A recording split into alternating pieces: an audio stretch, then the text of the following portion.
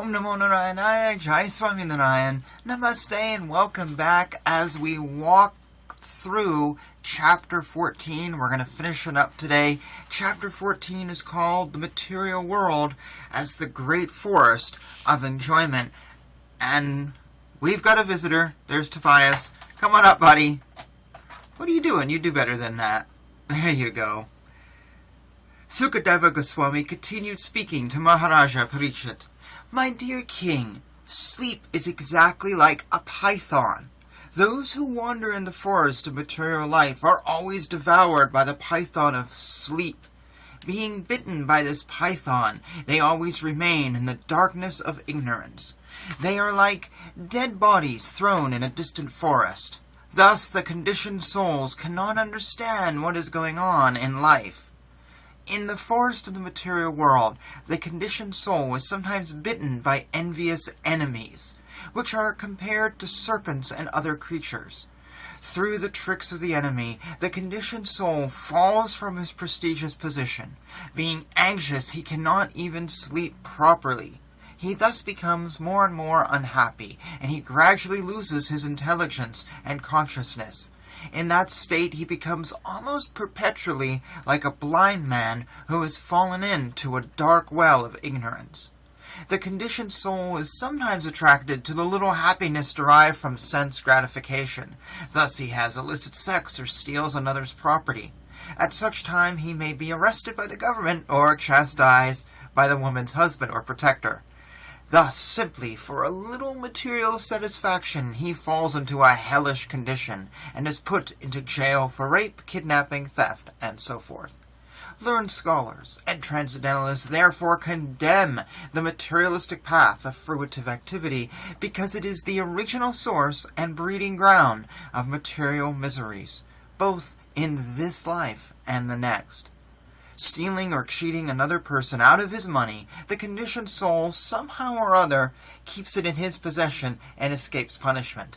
Thus another man, named Devadatta, cheats him and takes the money away.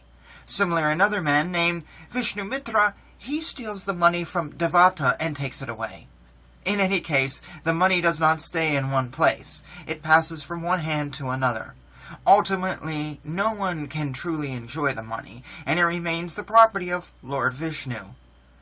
Being unable to protect himself from the threefold miseries of material existence, the conditioned soul becomes very morose and lives a life of lamentation. These threefold miseries are miseries suffered by mental calamity at the hands of the demigods, such as freezing wind and scorching heat, miseries offered by other living entities, and miseries arising from the mind and body themselves. As far as transactions with money are concerned, if one person cheats another by a farthing or less, they become enemies. In this materialistic life, there are many difficulties, as I have just mentioned, and all of these are insurmountable. In addition, there are difficulties arising from so-called happiness, distress, attachment, hate, fear, false prestige, illusion, madness, lamentation, bewilderness, greed, envy, enmity, insult, hunger, thirst, tribulation, disease, birth, old age, and death. All these combine together to give the materialistic conditioned soul nothing but misery. Sometimes the conditioned soul is attracted by illusion personified, like his wife or girlfriend, and becomes eager to be embraced by a woman. Thus he loses his intelligence as well as knowledge of life's goal. At that time, no longer attempting spiritual cultivation, he becomes overly attached to his wife or girlfriend and tries to provide her with a suitable apartment. Again, he becomes very busy under the shelter of that home and is captivated by the talks, glances, and activities of his wife and children. In this way, he loses his Krishna consciousness and throws himself in the dense darkness of material existence. The personal weapon used by Lord Krishna, the disc, is called Hari Kakra, the disc of Hari. The Kakra is the wheel of time. It expands from the beginning of the atoms up to the time of Brahma's death, and it controls all activities. It is always revolving and spending the lives of the living entities, from Lord Brahma down to an insignificant blade of grass. Thus one changes from infancy to childhood to youth and maturity, and thus one approaches the end of life. It is impossible to check this wheel of time. This wheel is very exacting because it is the personal weapon of Lord Vishnu. Sometimes the conditioned soul, fearing the approach of death, wants to worship someone who can save him from imminent danger, yet he does not care for Lord Vishnu, whose weapon is the time factor. The conditioned soul instead takes shelter of a man-made god described in unauthorized scriptures. Such gods are like buzzards, vultures, herons, and crows. Vedic scriptures do not refer to them. Imminent death is like the attack of a lion, and neither vultures, buzzards, crows, nor herons can save one from such an attack. One who takes shelter of unauthorized man-made gods cannot be saved from the clutches of death. The pseudo-swamis, yogis, and incarnations who do not believe in Lord Vishnu are known as pashandis. They themselves are fallen and cheated because they do not know the real path of spiritual advancement, and whoever goes to them is certainly cheated in his turn. When one is thus cheated, he sometimes takes shelter of the real followers of Vedic principles, who teach everyone how to worship Lord Vishnu according to the Vedic rituals. However, being unable to stick to these principles, these rascals again fall down and take shelter among Shudras, who are very expert in making arrangements for sex indulgence. Sex is very prominent among animals, like monkeys, and such people who are enlivened by sex may be called descendants of monkeys. In this way, the descendants of monkeys intermingle with each other, and they are generally known as Shudras. Without hesitating, they live and move freely, not knowing the goal of life. They are captivated simply by seeing the faces of one another, which remind them of sense gratification. They are always engaged in material activities known as gramya karma, and they work hard for material benefit. Thus they forget completely that one day their small lifespans will be finished, and they will be degraded in the evolutionary cycle. Just as a monkey jumps from one tree to another, the conditioned soul jumps from one body to another. As the monkey is ultimately captured by the hunter and is unable to get out of the captivity, the conditioned soul, being captivated by momentary sex pleasure, becomes attached to different types of bodies and is encaged in family life. Family life affords the conditioned soul a festival of momentary sex pleasure, and thus he is completely unable to get out of its material clutches. In this material world, when the conditioned soul forgets the relationship with Lord Vishnu and does not care for Krishna consciousness, he simply engages in different types of mischievous and sinful activities. He is then subjected to the threefold miseries, and out of fear of the elephant of death, he falls into the darkness found in a mountain cave. The conditioned soul suffers many miserable bodily conditions, such as being afflicted by severe cold and strong winds. He also suffers due to the materials of other living beings and due to natural disturbances. When he is unable to counteract them and has to remain in a miserable condition, he naturally becomes very morose because he wants to enjoy material things. Sometimes conditioned souls exchange money, but in due course of time, enmity arises because of cheating. Although there may be a tiny profit, the conditioned souls cease to be friends and become enemies. Sometimes, having no money, the conditioned soul does not get sufficient accommodations. Sometimes he doesn't even have a place to sit, nor does he have the other necessities.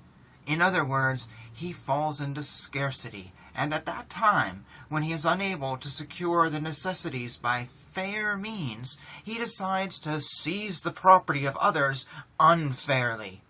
When he cannot get the things he wants, he simply receives insults from others and thus becomes very morose. Although people may be enemies, in order to fulfill their desires again and again, they sometimes get married. Unfortunately, these marriages do not last very long, and the people involved are separated again by divorce and other means. The path of this material world is full of material miseries, and various troubles disturb the conditioned souls. Sometimes he loses, sometimes he gains. In other case, the path is full of danger. Sometimes the conditioned soul is separated from his father by death and other circumstances. Leaving him aside, he gradually becomes attached to others, such as his children. In this way, the conditioned soul is sometimes illusioned and afraid. Sometimes he cries loudly out of fear. Sometimes he is happy in maintaining his family, and sometimes he is overjoyed and sings melodiously. In this way, he becomes entangled and forgets his separation from Lord Vishnu since time immemorial. Thus he traverses the dangerous path of material existence, and on this path he is not at all happy. Those who are self-realized simply take shelter of Lord Vishnu in order to get out of this dangerous material existence. Without accepting the devotional path, one cannot get out of the clutches of material existence. The conclusion is that no one can be happy in material life. One must take to Krishna consciousness.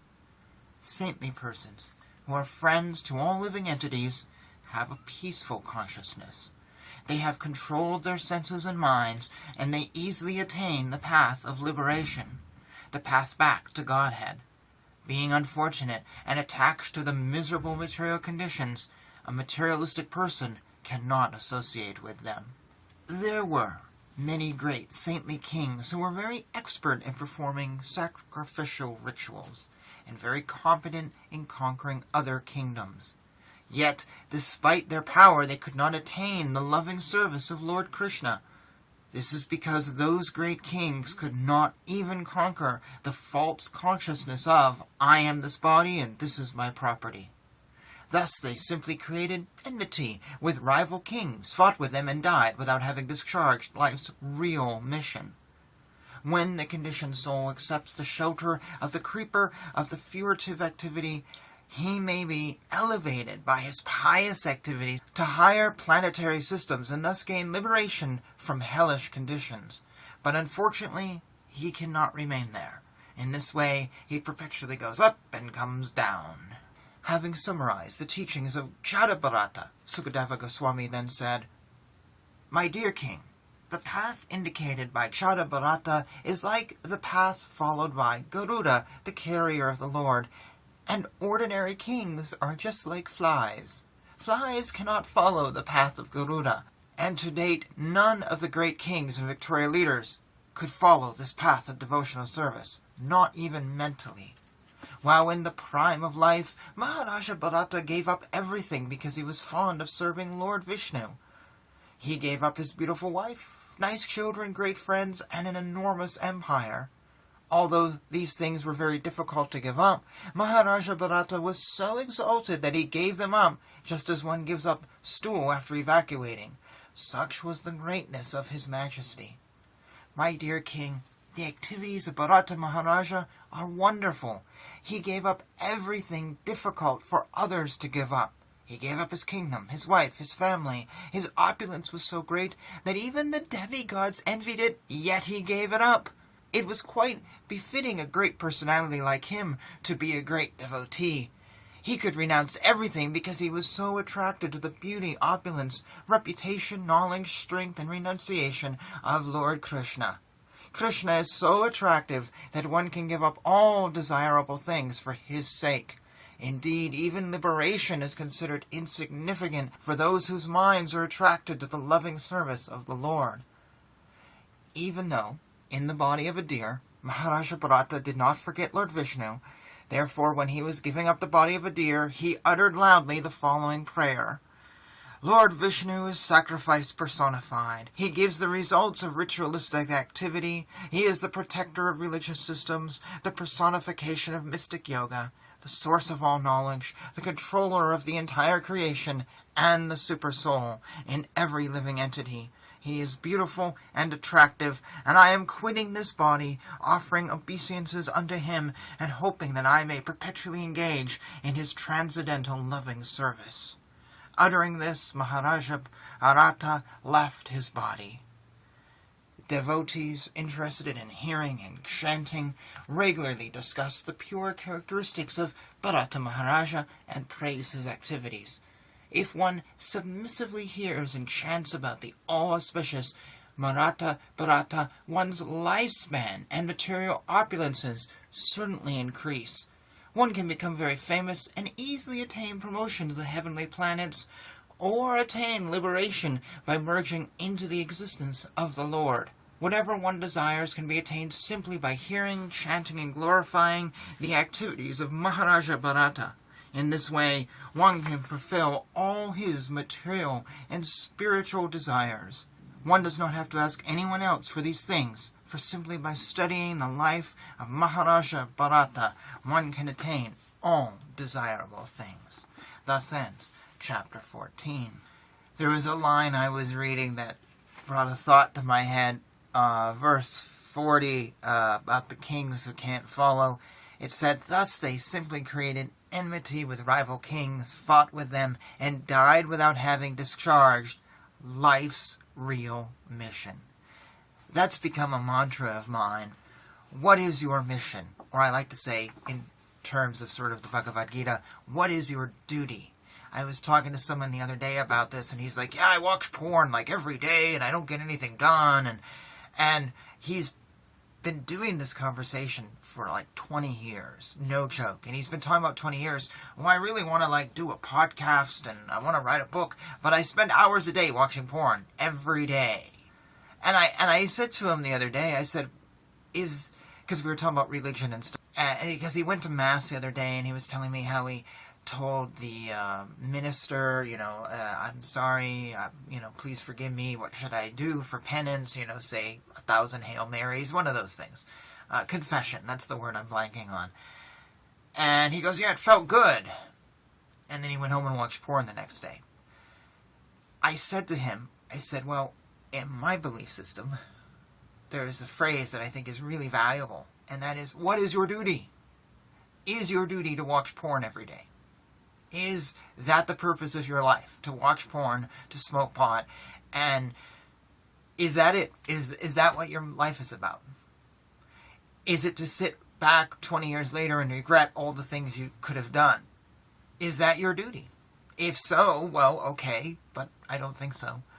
And that's really all I had to say is, what is your duty? Yes, going to confession is good, but it didn't change anything, and it doesn't really change his relationship with God. He actually never talks about his relationship with God. I don't think he really has one. He believes God exists, but he doesn't have a relationship and doesn't know his duty, and thus he's lost in material nature. And that came to me when I read that. It's a very real problem, and we all suffer from it. Whoever we are, brahmachari or monks or just lay people or householders, whatever our country, race, or ethnicity, this is an issue. But there are ways we can work through it. And one of them is knowing what your duty is. So I'm going to just leave you with that thought. And next time we'll pick up with another chapter. Thank you for joining me as always. Jai Shri Krishna, Jai Shri Swami Narayan.